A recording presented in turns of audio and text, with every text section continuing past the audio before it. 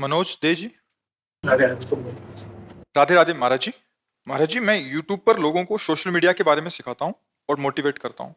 महाराज जी, मेरा एक प्रश्न है, ओवर थिंकिंग से कैसे बचें? किसी भी चीज को लेकर बहुत ज्यादा नेगेटिव सोचता हूँ कभी कभी। तो आप क्या सिखाते हैं लोगों को? लोगों को महाराज जी मैं सिखाता हूँ कि मतलब आप यूट्यूब से कैसे सोशल मीडिया से रोजगार कर सकते हैं। बच्चा, परम विश्राम जब तक मन को नहीं मिलेगा तब तक ये कभी शांत होने वाला नहीं।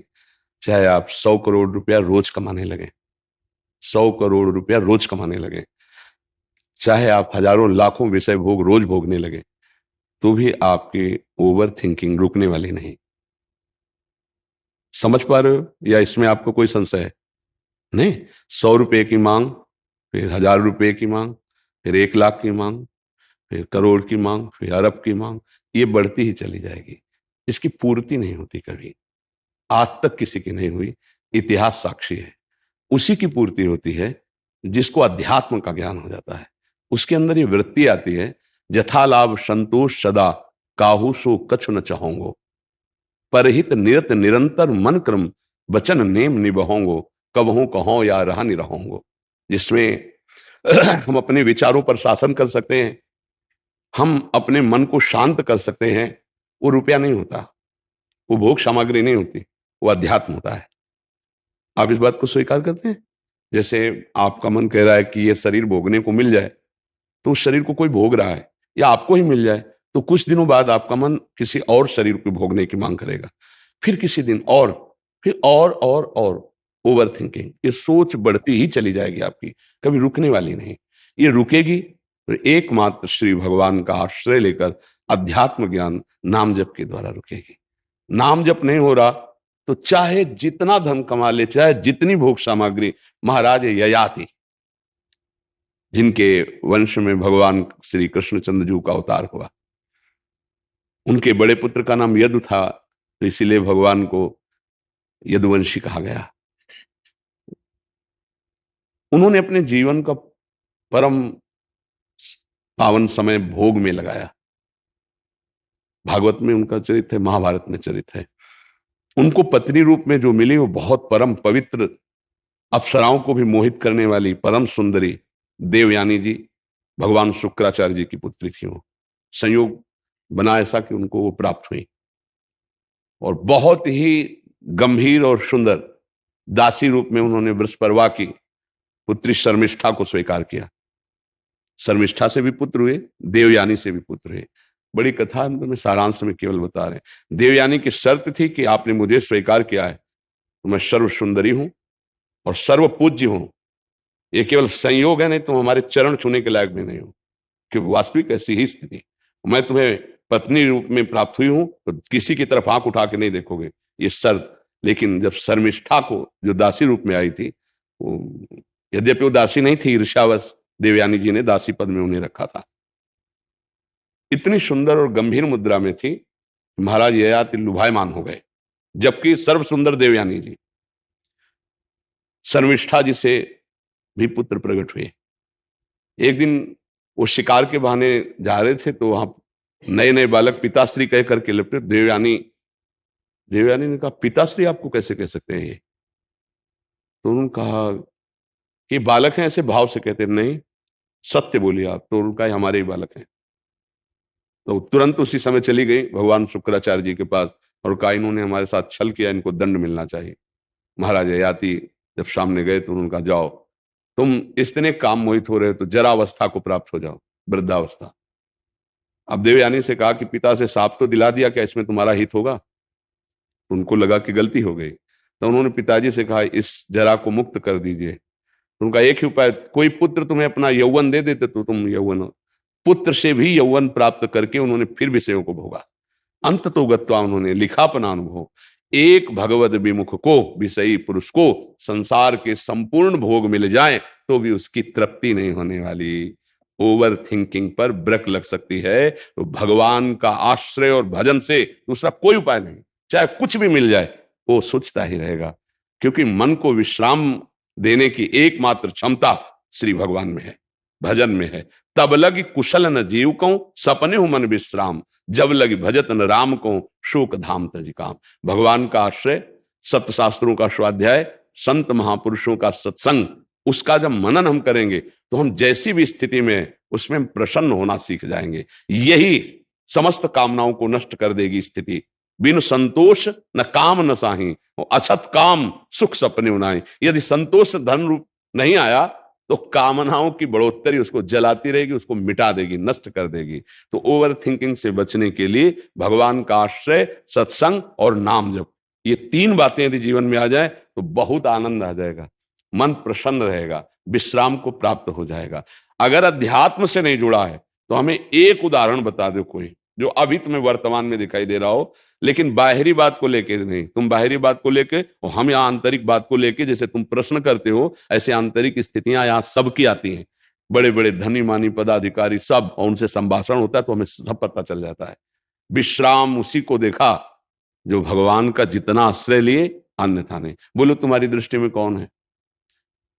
जो अध्यात्म की निंदा करते हैं, भगवत मार्ग की निंदा करते हैं, उनको पूरे जीवन में परिणाम दिखाई देगा कि वो ऐसी जगह खड़े मिलेंगे जहां कुछ नहीं है, कुछ नहीं प्राप्त किया जीवन में।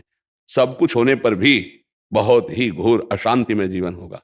जब आपके मन की ओवर सोच, जो अब ये मिल जाए, ये मिल जाए, ये भोग लूं, ये भोग लूं, और जब उस पर बाधा पड़ेगी तो अब उसको संभाल पाने की योग्यता आप में नहीं रहेगी, क्योंकि अध्यात्म नहीं है।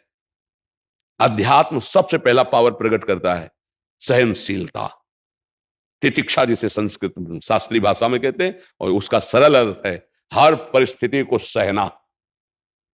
ये केवल अध्यात्म में आएगा। सम्मान मिलता है, मेडल मिलता है तो सब फूल जाते हैं, लेकिन जब अपमान और हार होती तो अच्छे अच्छे को रोते देखा गया है। ये क्या है? एक पक्ष को, सम्मान को, जीत को, लाभ को, सुख को तो तुमने अपना माना उसे, और जब दुख आया, अपमान आया, हार आई, तब वो ऐसे मुस्कुराते तो तुम्हें पता चलता कि उत्साह संपन्न करना किसे कहते हैं। और वो केवल अध्यात्म से हो सकता, प्रकृति से नहीं हो सकता। इसीलिए अध्यात्म के बिना सही मोटिवेशन स्थायी नहीं हो सकता। सही उत्साह अध्यात्म से मिलता है, जो अपनी इंद्रियों को काबू में करके फिर चले, चाहे गृहस्थ हो चाहे विरक्त हो। इंद्रियां काबू में है, मन तुम्हारे अधीन है, तो विश्व में तुम हर समय विजयी रहोगे। कोई भी द्वंद्व तुम्हें, हार जीत, सुख दुख, लाभ हानि, ये परास्त नहीं कर पाएगा। देखो भगवान श्री कृष्ण जैसा कोई मोटिवेशन करने वाला होगा क्या? वो कह रहे हैं सुख दुखे समय कृत्वा लाभा लाभो जया जयो। ऐ कर्मयोगी, सुख दुख में समान, लाभ हानि में समान, जय पराजय में समान। अगर इनका मोटिवेशन स्वीकार कर ले तो वो सदैव प्रसन्न रहेगा। ये हैं, देखो जगत गुरु भगवान श्री कृष्ण बोल रहे हैं, मात्रा स्पर्शास्तु कौन्तेय शीतोष्ण सुख दुखदा आगमा पाइनो नित्य तास्तितिक्षस्व भारत। ये अनित्य है, नाशवान है, काम क्रोध लोभ मोह मद मत्सर मान अपमान, इनके आने जाने में तो दुखी सुखी मत हो। सम धारण कर, समता को धारण कर, व्यथित मत हो। जो नहीं व्यथित होता वही परम पद का अधिकारी होता है। यम ही न व्यथ्यन्ते ते पुरुषम पुरुषर्षभ सम दुखा सुखाधीरम स्वमृतत्वाय कल्पते। बिना अध्यात्म के बच्चा ना तो ओवर थिंकिंग को रोका जा सकता है, और ना हम शांत हो सकते हैं, ना हम प्रसन्न हो सकते हैं। हाँ, हर्षित हो सकते हैं तो परिणाम में शोकित होना पड़ेगा। आज हमारे मन के अनुकूल कार्य हो गया तो हर्षित हो गए, कल शोकित होना पड़ेगा। हमें लगता है कि ये 3 बातें जीवन में उतारनी चाहिए। पहला भगवान का आश्रय, दूसरा भगवान का नाम जप, और ये दोनों पुष्ट कैसे हो? ये संत समागम। अगर सत्संग करते रहे तो बात समझ में आ जाएगी, नहीं तो फिर गड़बड़ रहेगा। जैसे समाज में किसी भी मार्ग का उपदेशक बने तो बहुत मजबूत होना चाहिए। जैसे डूबने वाले को निकालने के लिए तुम कूद रहे हो तो तुम्हें अच्छा तैराक और अपने से भारी वजन को लेकर तैरने का अभ्यास होना चाहिए। और जो डूब रहा है वो पहले तुम्हें डुबोएगा, अगर फंस गए उसके चक्कर में पहले तुम्हें डुबोएगा, क्योंकि वो सांस लेना चाहेगा। तो बहुत बचा के, तो मोटिवेशन देने के लिए पहले अपने को इतना मजबूत रखना चाहिए कि कोई भी परिस्थिति हमारे उत्साह को ना नष्ट कर दे। चाहे सामने से गाली आवे, चाहे सामने से निंदा या अपमान आवे, लेकिन हमको उसको उत्साह बढ़ाना है, उसको सुख देना है। इतनी क्षमता केवल अध्यात्म में होती है, प्रकृति की पढ़ाई में नहीं होती। महर्षि इन्होंने ये जो लिख रहे हैं कि ये मोटिवेशन देते हैं कि यूट्यूब में आप आओ और इससे आपको अच्छे पैसे मिलेंगे, ये वाला मोटिवेशन देते हैं। आप चैनल बनाओ और ऐसा ऐसा काम करो, उसमें कोई दिक्कत आती है तो वो बताते हैं। हमें कोई परेशानी नहीं, जीवन यापन के लिए कुछ भी किया जाए, जो भी जैसा भी है, पापाचरण छोड़ करके जैसा भी हो, जो भी कार्य मिले, चाहे किसानी हो, व्यापार हो, नौकरी हो, जीवन यापन के लिए है। लेकिन जीवन किसके लिए है? जीने के लिए सब कार्य किए जाते हैं, लेकिन हम जी किसके लिए रहे हैं? अब इस प्रश्न का उत्तर अगर हो तो सही मोटिवेशन मिल जाए। जीने के लिए बहुत से उपाय हैं। नौकरी कर रहे हैं, व्यापार कर रहे हैं, विविध प्रकार के कर रहे हैं, क्योंकि उससे पैसा मिलेगा, पैसे से भोग सामग्री मिलेगी, भोग सामग्री से जीवन चलेगा। तो जी किसके लिए रहे हो? इसका उत्तर समझ लो तो सही मोटिवेशन आ जाएगा, सही उत्साह आ जाएगा। हम जी रहे हैं भगवान की प्राप्ति के लिए। अगर मानव जीवन में भगवान की प्राप्ति नहीं हुई तो पैसा कमा रहे हैं भोगों के लिए, भोग भोग रहे हैं जीने के लिए, और जी रहे हैं भोग भोगने के लिए। फिर इसके बाद मृत्यु, फिर यही सब लीलाएं पशु पक्षी भी कर रहे हैं। बार बार जन्म, बार बार मरण, बार बार माँ के गर्भ में जाना। आज इस बार तो मानुषिक माँ मिली है, अगली बार कौन सी माँ मिले? इसलिए पुनरपि जन्नम पुनरपि मरणम पुनरपि जननी जठरे शयनम, इस चक्र को काटना है। और इस चक्र को काटने का उत्साह भगवान की शरण में। यूट्यूब कोई अविनाशी या स्थायी दाता नहीं है। जिस दिन बंद हुआ तो डिप्रेशन में पहुंच जाओगे, नहीं पहुंच जाओगे तो सही मोटिवेशन नहीं हुआ। साथ में ऐसा भी मोटिवेशन होना चाहिए कि कल यूट्यूब बंद हो जाए तो फिर आप में वो क्षमता होनी चाहिए कि आपके पास और भी मार्ग है, आपको निराश नहीं हो। महाराज जी आगे पूछ भी रहे हैं, बहुत लोग तो सफल हो रहे हैं इसमें, लाखों कमा रहे हैं, लेकिन but कुछ काफी वो असफल हो जाते हैं। सफलता भी अस्थाई है, स्थायी नहीं है। कह रहे हैं काफी असफल हो जाते हैं, उसका पुण्य का काम, ये पुण्य हो रहा है मेरा, है पाप हो रहा है, मैं तो उनको मोटिवेट कर रहा हूँ। मुझे समझ नहीं आ रहा क्या। पुण्य और पाप तो शास्त्र आज्ञा का पालन करने से पुण्य होता है, शास्त्र विरुद्ध आचरण करने से पाप होता है। इसमें कोई पुण्य और पाप का क्षेत्र थोड़ी जाए। यूट्यूब में आप चैनल बना करके एक व्यापार कर रहे हैं, लेकिन इसको सुकृत थोड़ी बोल देंगे, आप पुण्य थोड़ी बोल देंगे। मान लो खेती हो रही तो कोई पुण्य थोड़ी हो रहा है। खेती से जो अन्न पैदा हुआ मेहनत से, वो जो आप दूसरे को पवा रहे हो, जिससे कोई संबंध नहीं है, भूखा है, अब ये पुण्य बात हुई। आप तो व्यापार करने का एक रास्ता बता रहे हैं, तो ये तो जीने का रास्ता है। अब यूट्यूब से जो आपको मिलते हैं उनमें से कितने औषधालय में बेचते हैं आप, कितनी के गरीबों की औषधि करवाते हैं, कितने पैसे की, कितने भूखों का पेट भरते हैं, कितने के वस्त्र देते हैं, वो पुण्य शब्द से जुड़ेगा जाकर के। तो हमें लगता है कि थोड़ा हम शास्त्रों का स्वाध्याय करें, नाम जप करें, भगवद आश्रित रहें, क्योंकि यह सब बच्चा टिकाऊ नहीं। न यहां विश्व का कोई पद टिकाऊ है, न कोई संपत्ति टिकाऊ है, कुछ टिकाऊ नहीं है। यहां परिवर्तनशील नाशवान है। बढ़ाइए उत्साह, नौजवानों को प्रेरित कीजिए, पर साथ में इतना भी तुमको ज्ञान हो और उनको ज्ञान हो कि कमाना बुरा नहीं है, कमाओ, लेकिन उनका धर्म में प्रयोग करो और शास्त्र स्वाध्याय करके आध्यात्मिक बनो, जिससे तुम हर कष्ट को सह सको। हाँ, एक बार चक्रवर्ती सम्राट पद पर हस्तिनापुर के राजा बने युधिष्ठिर जी।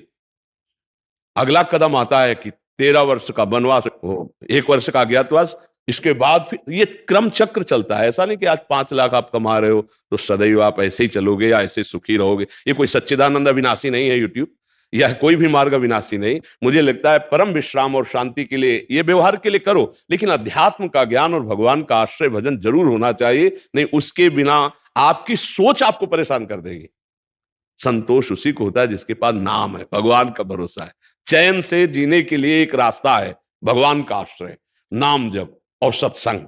इससे आपका ज्ञान विकास को प्राप्त होगा। नहीं, हम बहुतों को पराजित और रोते हुए देखा है। जीते मार उछल गए और हारे तो रो दिए। अब उनको कौन रोक पाएगा जो हार का कष्ट सहा जा रहा है। बराबर कोई जीत हो ऐसा, हमें लगता है ऐसी कला सीखनी चाहिए कि जीत में उछलो मत और हार में रो मत। हारे हैं तो हम जो त्रुटि है उसको समझेंगे और अगली बार जीतेंगे, और जीते हैं तो भगवान की कृपा, इसलिए ज्यादा फूलने की जरूरत नहीं है, क्योंकि हार भी आगे खड़ी है। दिन है तो रात आएगा, रात है तो दिन आएगी। ऐसी हमारे अंदर आध्यात्मिक शक्ति जागृत हो जाए जिसका नाम समता है। अगर समता नहीं तो फिर कोई मोटिवेशन रोक नहीं सकता, तुम्हें परेशान होना पड़ेगा। संसारिकता आपके विश्राम के लिए योग्य नहीं है। मन को कोई भी संसारिकता कभी विश्राम नहीं दे सकती।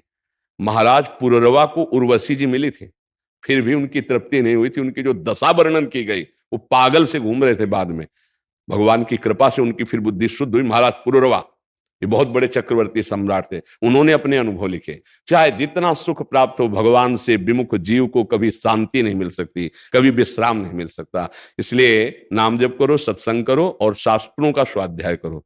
एक अध्याय चाहे पढ़ो, भागवत पढ़ा करो, हिंदी से ही पढ़ा करो, ठीक है। हाँ, और सबको उत्साह बढ़ाओ। अगर ये उत्साह में इतना हमारी प्रार्थना हो जाए, आपकी कोई बात सुन रहा हो और आप 5 मिनट राधा राधा जपवा लो तो बहुत बढ़िया रहेगा। 5 मिनट भाई हमारे पास आए तो असलियत वाली बात है भाई, प्रलोभन दे दो। 5 मिनट अगर नाम जपना शुरू होगा तो उसका जीवन मंगल में हो जाएगा। हमें विश्वास है कि हमारे प्रभु का नाम भाव कुभाव अनख आलसहु, नाम जपत मंगल दिस दसहु। हमने एक बार प्रार्थना की थी 24 घंटे में 24 मिनट मुझे दे दो। मुझे देने का मतलब मेरी बात मान लो। 24 मिनट अगर तुम भगवान की आराधना करोगे तो 84 लाख योनियों से मुक्त होने की सामर्थ्य तुम में आ जाएगी। जैसे लोग मनोरंजन के लिए समय देते हैं तो 24 मिनट बाबा जी को समय दे दो। हमको रुपया पैसा ये मांग तो नहीं है, यही मांग है कि गंदे आचरण छोड़ो, 24 मिनट भजन करने लगो। हमारे भगवान बड़े कृपालु हैं। 24 मिनट शुरू करोगे तो 24 घंटा में ना जाना, तुम्हें बताना ऐसा स्वाद लगेगा कि 24 घंटा बन, और जिसका भजन होने लगा वो मुक्त हो गया। भजन करने वाला ही भव समुद्र से मुक्त हो सकता है, दूसरा कोई उपाय नहीं। तो एक दिन जाना है यहां से, 5 अरब बैंक में है तो 5 पैसा लेके नहीं जाना है। बड़े दोस्त हैं तो कोई सहयोग लेकरेगा, यमदूतों की पिटाई से आपको बचा ले, इतना कोई अंगरक्षक पैदा नहीं हुआ। विश्व में कोई ऐसा अंगरक्षक नहीं है जिस समय यमदूत पिटाई कर रहे हो हमारे को बचा ले। वो केवल भगवान का नाम, भगवान ही बचा सकते, दूसरा नहीं। इसलिए अंतिम मोटिवेशन नाम, भगवान का आश्रय, वही आपको बचाएगा जी।